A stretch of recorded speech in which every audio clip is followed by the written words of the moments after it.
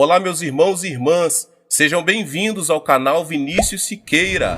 E se você ainda não é inscrito aqui no canal, se inscreva aqui no canal e não esqueça de ativar o sininho das notificações. Todos os dias são postados vídeos abençoados aqui no canal, para te abençoar. Vamos a mais uma palavra do Senhor.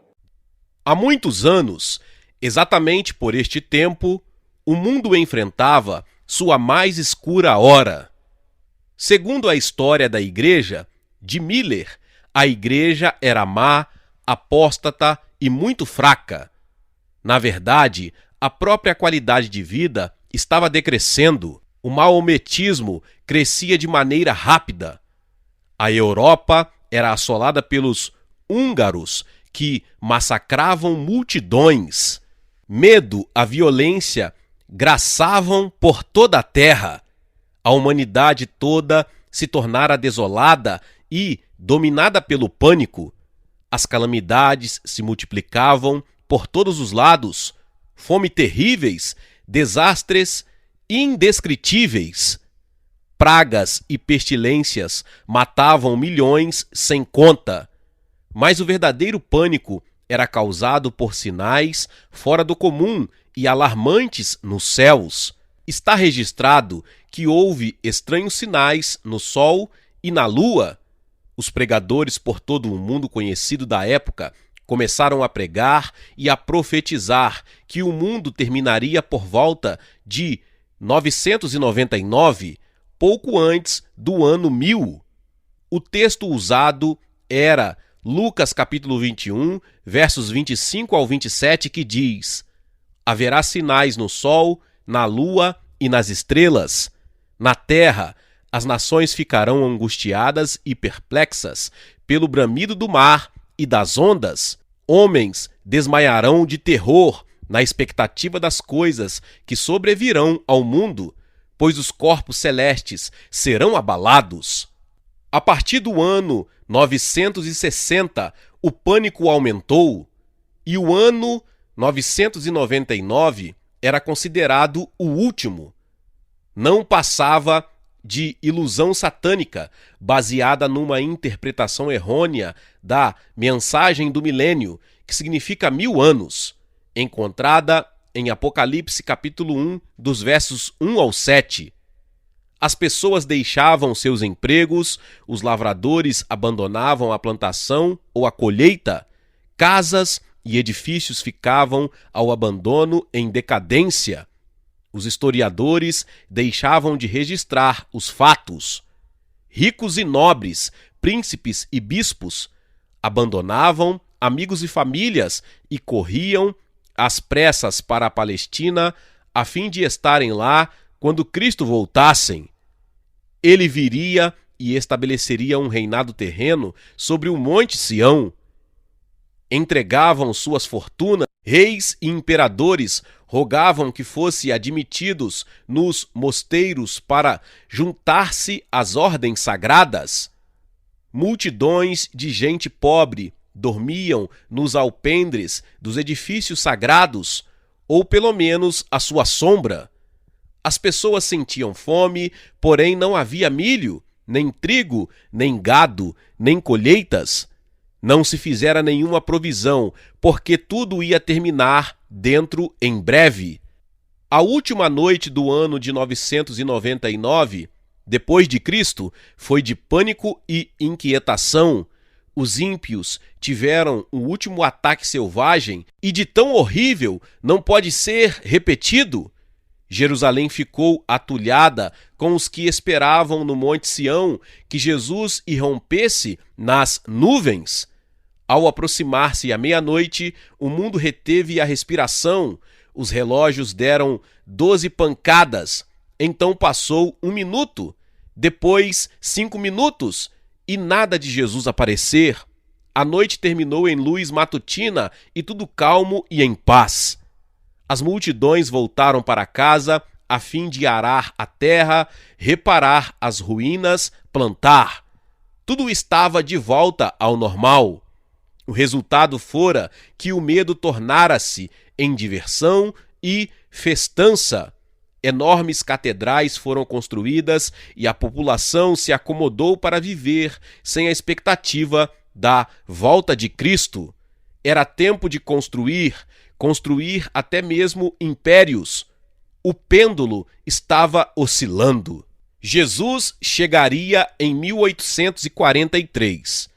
Aconteceu de novo há cerca de 145 anos, quando William Miller, fundador do movimento adventista, anunciou a surpreendente revelação de que Jesus deveria vir em 1843. Ele se havia convertido do deísmo e em 1833 tornou-se pregador batista licenciado. Depois de 14 anos de estudo, Miller calculou que Jesus voltaria em 1843, numa determinada data. Seu livro, Evidência da Bíblia e da História sobre a Segunda Vinda de Cristo, cerca do ano 1843, continha gráficos, cálculos minuciosos, certas provas de que, sem sombra de dúvida, 1843 seria o ano. Joseph Hinnes foi o editor do livro e, a partir de 1839 a 1843, milhares de crentes de todas as denominações convenceram-se de que Jesus voltaria em 1843. A data que fizera chegou. Multidões saíram para uma montanha esperando a vinda do Senhor, considerando que Jesus não veio. Ele voltou aos seus cálculos, confessou que cometera um erro e estabeleceu outra data. Em 1845, foi eleito presidente dos adventistas.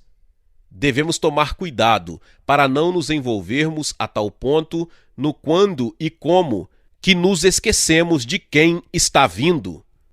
Certamente, Jesus nunca tencionou que seu corpo ficasse tão dividido por causa desta bendita esperança.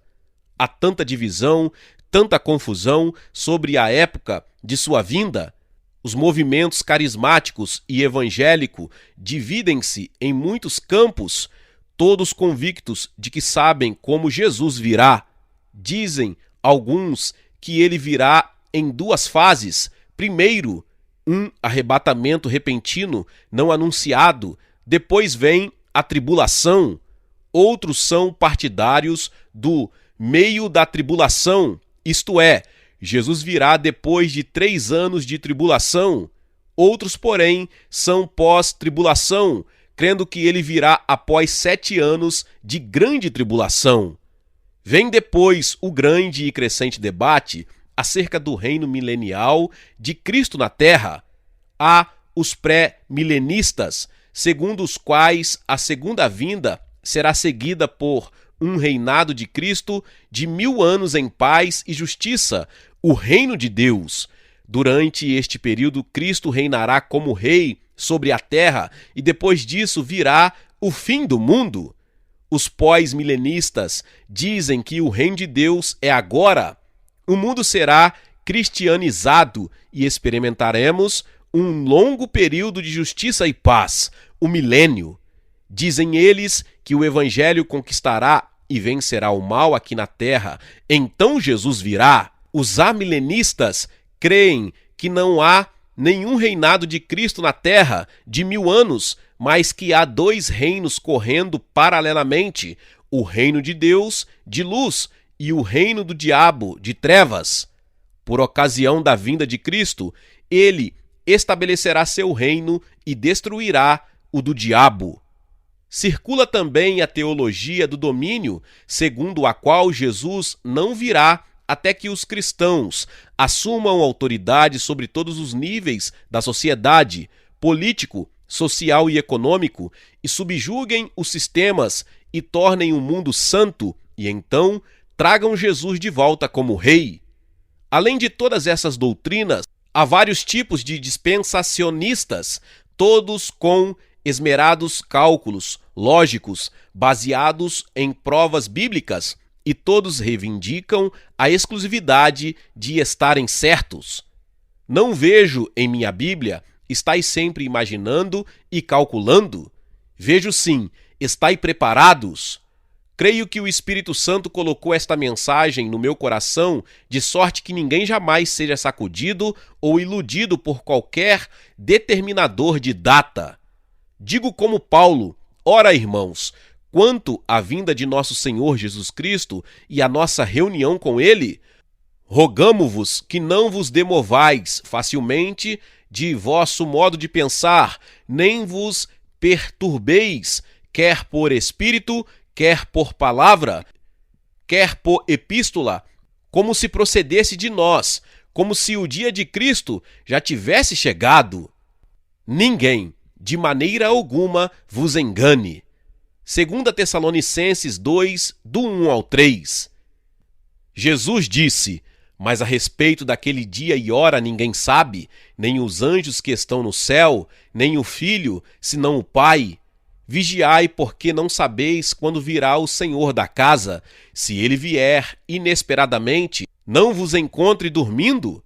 Marcos 13, 32 ao 36.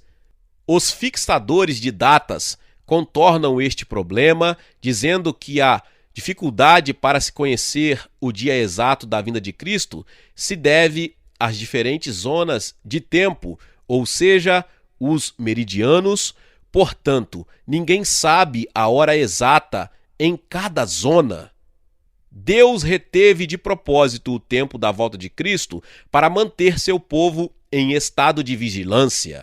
Estai de sobreaviso, vigiai e orai. Não sabeis quando será o tempo. Marcos 13, 33. Qualquer doutrina acerca da volta de Cristo, da tribulação ou do milênio que o prive da vigilância, da devoção e da expectativa de momento a momento, não é de Deus, nem é de Deus, se ela o priva do zelo de ganhar os perdidos para Cristo. Devemos viver hora por hora, aguardando, vigiando e trabalhando. Alguns que acham válido estes livros que marcam a vinda de Cristo para diferentes datas dizem: algo é necessário para despertar os cristãos mortos. Isto pode fazê-lo, mas eu digo, se eles têm sido apóstatas, desatentos ou preguiçosos, não há sacudida espiritual que os mude. Tornar-se-ão zombadores e até mais preguiçosos.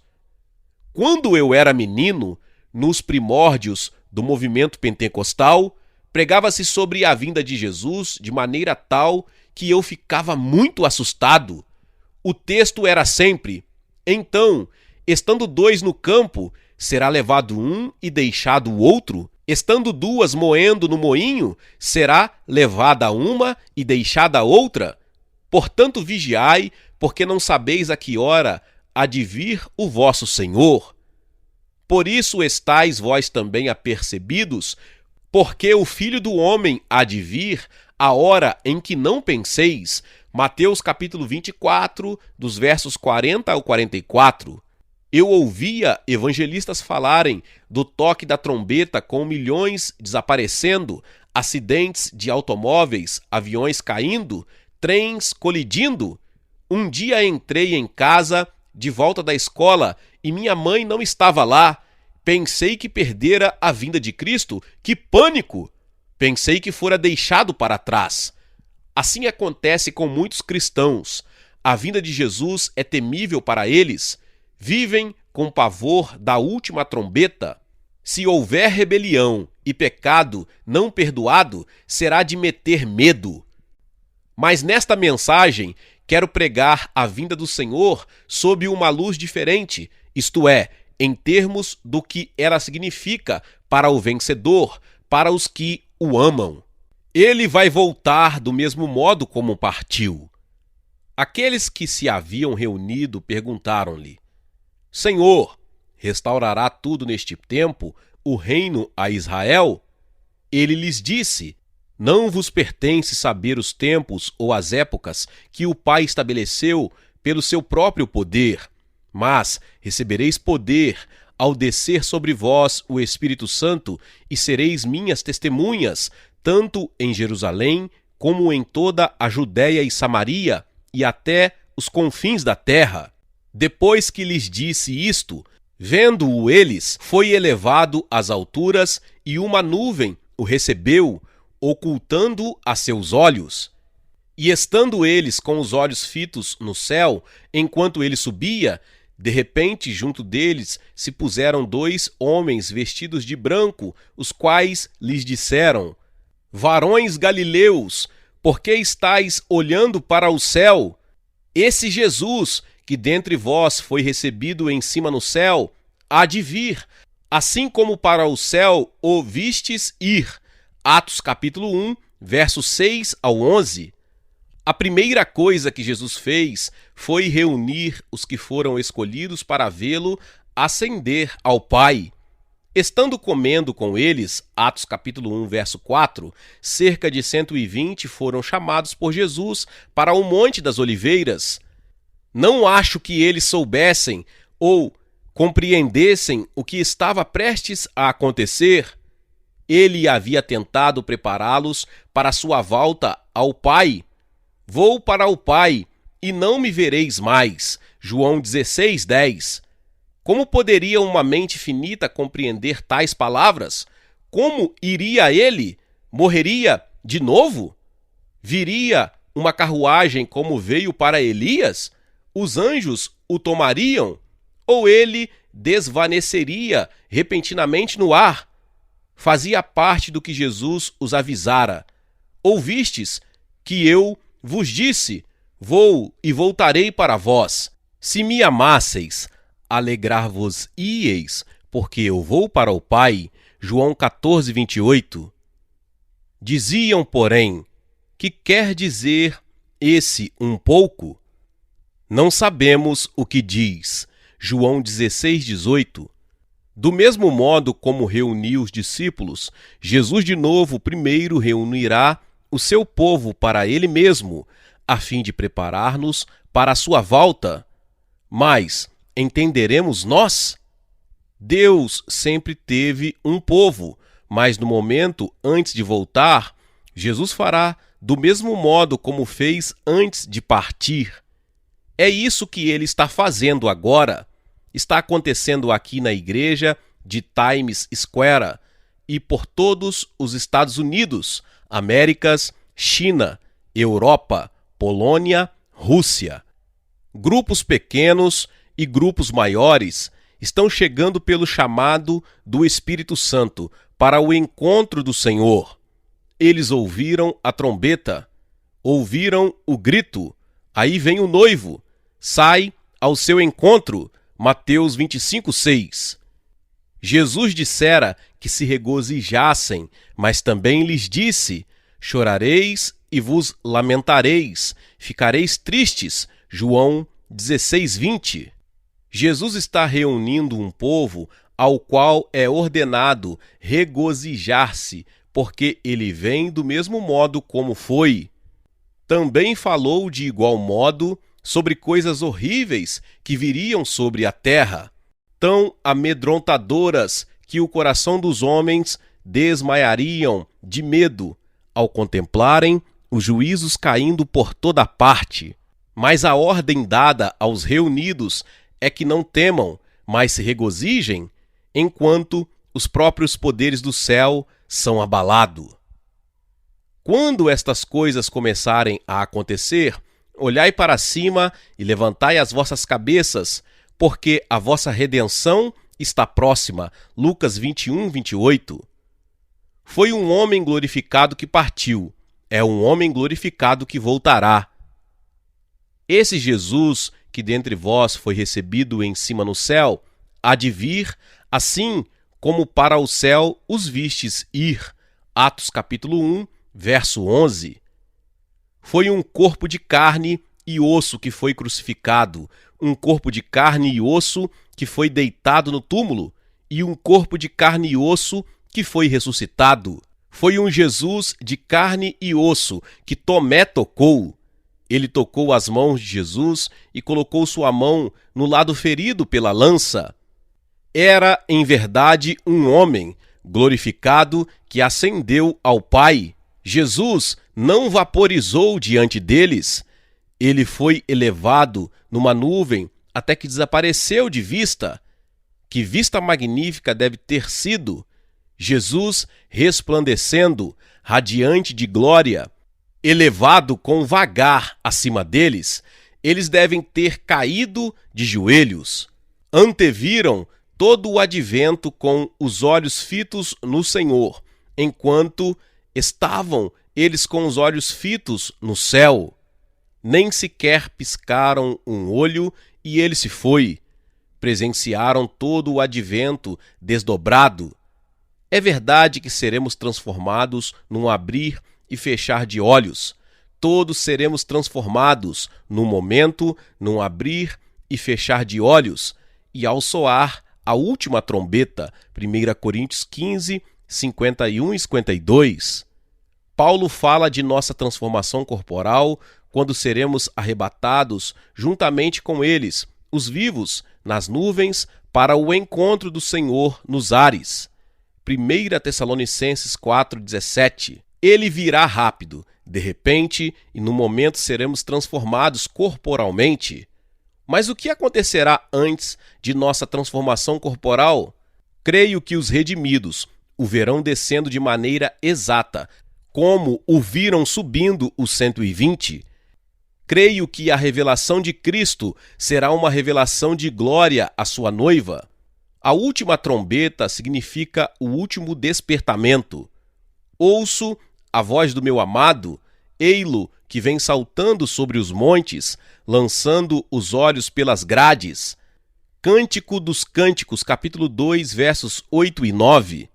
E ele virá de repente, e num momento seremos transformados em nosso físico. Baterá a porta primeiro, a voz do meu amado que está batendo. Cânticos dos Cânticos, capítulo 5, verso 2. Como pode a noiva não sentir a aproximação do seu amado? Nos tempos antigos, a aproximação do noivo era anunciada à noiva e à sua comitiva, pelo menos a 2 quadras de distância. Eis que vem o noivo. Portanto, cingindo os lombos do vosso entendimento, sede sóbrios e esperai inteiramente na graça que vos oferece na revelação de Jesus Cristo. 1 Pedro capítulo 1, verso 13. Mas vós, irmãos, já não estáis em trevas, para que esse dia vos surpreenda como ladrão. 1 Tessalonicenses 5, 4. Nós já o amamos, ainda que não o vejamos. Como serão os momentos antes de sua revelação? Embora não o tendes visto, o amais, e embora não o vedes agora, credes nele e exultais com gozo inefável e cheio de glória. 1 Pedro 1, 8. Neste precioso momento, ele é gozo inefável e cheio de glória, quando apenas nos toca por seu Espírito. Alguma vez ele já entrou em seu quarto?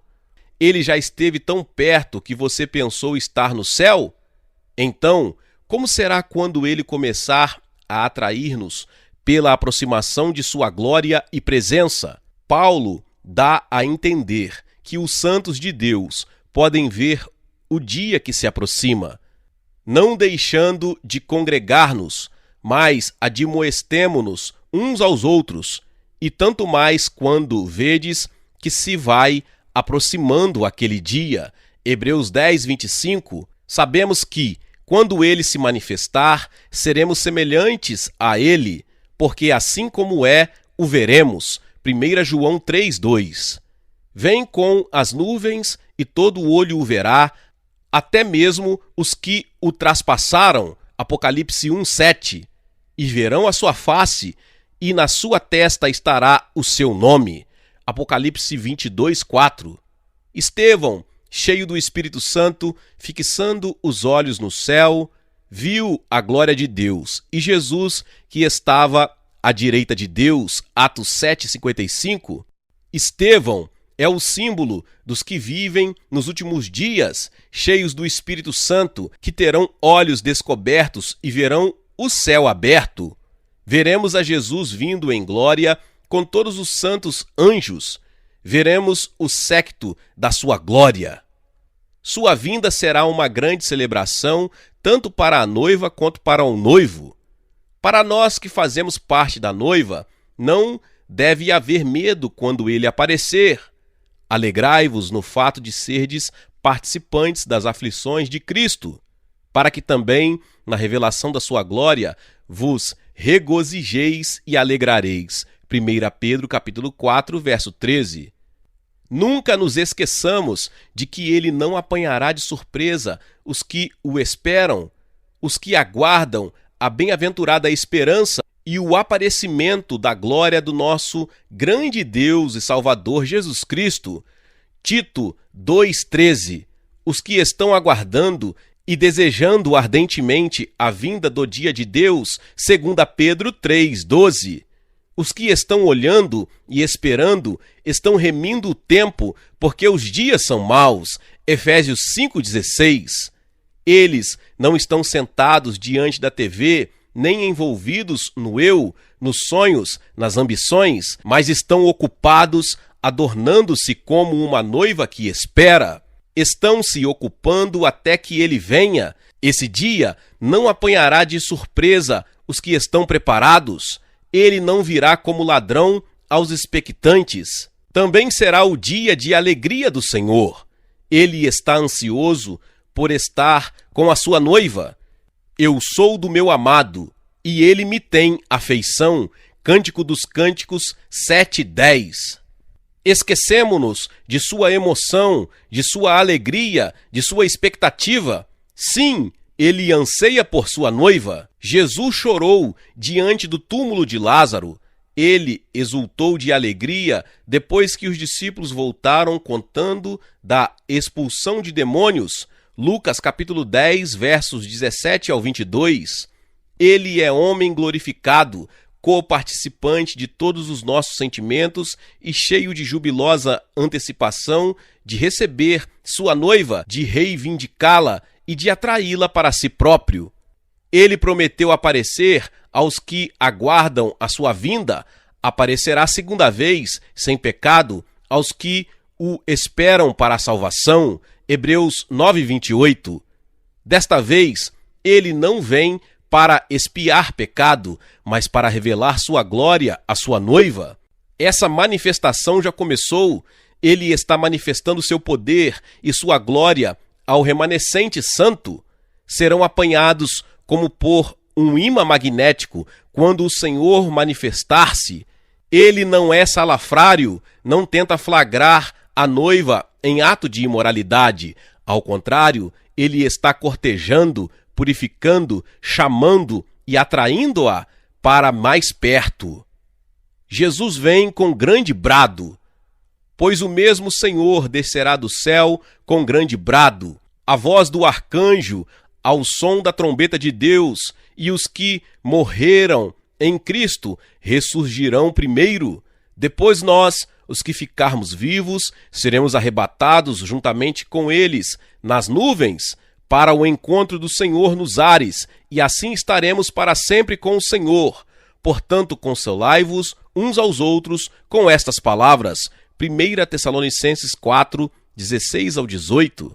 No grego, a palavra brado significa incitar por palavra, despertar, excitar, incitar a ação. A voz do arcanjo será ouvida por todos os vencedores.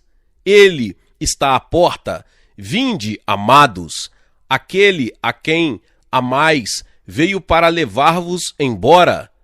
Esta não é uma vinda discreta, feita em silêncio num canto. Não! Jesus vem com trombeta ressoando, com exército de anjos, com alarido, com um grito cósmico do arcanjo. Os mortos em Cristo ressuscitarão primeiro para o encontro do Senhor nos ares. Que regozijo estrondoso será esse! Eles o abraçarão primeiro. Você acha que eles ficarão em silêncio, com novos corpos, eternamente redimidos e afinal no lar com Jesus? Amados, eles estarão ali regozijando-se, e enquanto eles se regozijam, Ele enviará seus anjos por todo o mundo para a reunião de seus filhos. Que recepção extraordinária será! Mas aqui está o significado de sua vinda, destilada numas poucas palavras. E assim estaremos para sempre com o Senhor. 1 Tessalonicenses 4,17. Que loucura é discutir se viveremos na terra ou em algum céu. O céu será onde quer que Jesus esteja. Alguns se acham tão determinados de que nunca deixaremos esta terra, que Jesus descerá a nós e estabelecerá um reino mundial. Tudo o que desejo é isto, e assim estaremos para sempre com o Senhor. Você deseja estar para sempre com o Senhor? Você sabia que é desejo dele estar com você? Pai, quero que onde eu estiver, estejam também comigo os que me deste, para que vejam a minha glória. João 17, 24. Não se ire com os fixadores de data que pensam ter a vida de Cristo toda calculada. Talvez seja feita com zelo, mas sem sabedoria. Haverá mais livros, cartas e profecias, reivindicando ter uma revelação especial. Não se deixe levar por nenhuma destas coisas. Deixe os tempos e as épocas nas mãos do Pai e viva cada dia de sua vida como se Cristo viesse dentro daquela hora. Até que ele venha, há muito trabalho a ser feito construindo os muros de Sião. Glória a Deus, aleluia! Que palavra poderosa!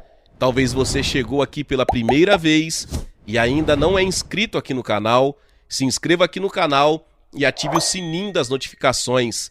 Todos os dias são postados vídeos abençoados aqui no canal para te abençoar. Deixe também o seu like e não se esqueça de compartilhar esta palavra com mais pessoas. Meus irmãos e irmãs, nos vemos nos próximos vídeos. Amém.